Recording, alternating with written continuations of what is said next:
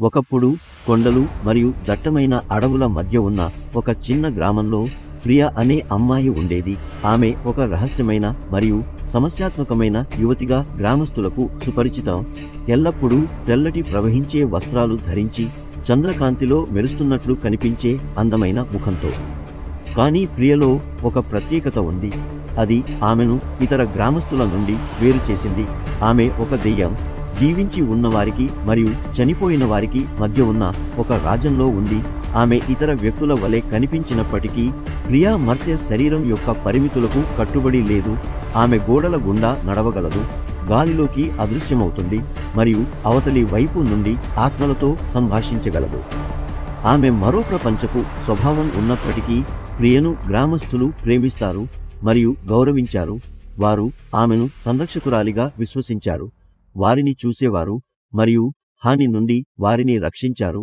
ఆమె అవసరమైన వారికి ఓదార్పు మరియు ఓదార్పు మూలంగా ఉంది. ఆమె సున్నితమైన ఉనికి గ్రామంలోని కష్టాల్లో ఉన్న ఆత్మలకు శాంతి మరియు ప్రశాంతతను తెస్తుంది. ప్రియా స్వయంగా సున్నితమైన మరియు దయగల ఆత్మ. ఉదయపు మంచు వలె స్వచ్ఛమైన హృదయంతో ఆమె ఒకప్పుడు సజీవమైన అమ్మాయి. ఇతర అమ్మాయిల మాదిరిగానే ఉంది. కానీ చిన్న వయస్సులోనే ఒక విషాద ప్రమాదం ఆమె జీవితాన్ని బలిగొంది మరణానంతర జీవితానికి వెళ్లలేకపోయింది. ప్రియా తాను ఒకప్పుడు నివసించిన గ్రామంలోనే చిక్కుకుపోయి శాశ్వతత్వం కోసం దాని వీధుల్లో తిరగడానికి ఖండించింది. కాని ప్రియా తన విధిని వమ్ము చేయలేదు. బదులుగా ఆమె తన ఉనికిని దెయ్యంగా స్వీకరించింది.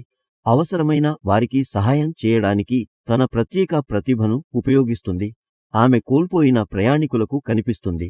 వారిని అడవిలో సురక్షితంగా నడిపిస్తుంది లేదా నిరాశలో ఉన్నవారికి జ్ఞాన పదాలను గుసగుసలాడుతుంది. చీకటితో నిండిన ప్రపంచంలో ఆమె ఒక వెలుగు వెలిగింది. ఆమె మార్గం దాటిన వారందరికీ ఆశ మరియు విముక్తికి చిహ్నం. ఆమె దయగల స్వభావాన్ని కలిగి ఉన్నప్పటికీ ప్రియకు భయపడేవారు మరియు అపనమ్మకం ఉన్నవారు గ్రామంలో ఉన్నారు. వారు ఆమెను మంత్రగత్తె లేదా మారువేషంలో ఉన్న రాక్షసుడు అని పిలిచి ఆమె గురించి చీకటి పుకార్లు గుసగుసలాడారు. కొంతమంది ఆమెను గ్రామం నుండి బహిష్కరించాలని కూడా ప్రయత్నించారు. ఆమె ఉనికిని దురదృష్టం మరియు దురదృష్టం తప్ప మరేమీ తీసుకురాలేదని నమ్ముతారు. అయితే ఈ రూమర్స్, గాసిప్లను ప్రియ పట్టించుకోలేదు. తన నిజమైన ఉద్దేశ్యం ఇతరులకు సహాయం చేయడం, అవసరమైన వారికి ఓదార్పు మరియు సాంత్వన కలిగించడం అని ఆమెకు తెలుసు. అందువల్ల ఆమె గ్రామంలోని వీధుల్లో తిరుగుతూనే ఉంది. ఆమె అతీంద్రియ రూపం నీడల గుండా నిశ్శబ్దంగా మెరుస్తూ కరుణ మరియు అవగాహనతో ఆమె కళ్ళు నిండిపోయాయి. సంవత్సరాలు గడిచే కొద్దీ ప్రియ గ్రామంలో ఒక లెజెండ్గా మారింది. పురాణం మరియు రహస్యం యొక్క వ్యక్తి. దీని పేరు విస్మయం మరియు గౌరవంతో గుసగుసలాడింది. ఆమె జీవితం మరియు మరణం యొక్క శాశ్వతమైన చక్రానికి చిహ్నంగా ఉంది. మరణంలో కూడా ప్రపంచంలోని ఒక మార్పును ఇప్పటికీ చేయగలదని రిమైండర్. కాబట్టి గ్రామంలోని దెయ్యం అమ్మాయి ప్రియా యొక్క కథ మాయాజాలం మరియు అద్భుతం యొక్క కథగా తరం నుండి తరానికి బదిలీ చేయబడింది. ఆమె ఆశ మరియు ధైర్యానికి చిహ్నంగా ఉంది.